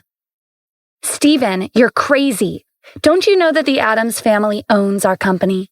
You're the owner of the Wyvern Group, but there's nothing you can do here. If you provoke them, they won't hesitate to kill you." "Is that so? Then I'll wait for them to come after me." Stephen turned to Dennis. "They're being nosy. Round them up." Dennis waved over the Wyvern Group security guards. They surrounded Gerald, Cynthia, and the other employees from their company. Gerald was about to make a call when a security guard snatched his phone and crushed it. Gerald, Cynthia, and the executives gave up on resisting. They could only watch as Stephen walked to the entrance. Stephen stopped at the door and turned around. He glanced at the representative in charge of the project. "What are you waiting for? Let's go in." The representative had no choice but to follow him into the venue. The outcome of the auction was decided the moment Stephen arrived. There was no suspense. The Wyvern Group obtained the rights to the 100 billion projects. Stephen gave Jasmine a call and asked her to give the project back to Kim. Meanwhile, Kim had just finished taking care of the traffic accident. She went to find Jasmine at the Wyvern Group. "I came up with an entire plan, but ended up with nothing," Kim said in disappointment when she found out that Jasmine also couldn't make it to the venue. Jasmine smiled. "Don't be so pessimistic. We didn't make it, but we won the project. It's yours again."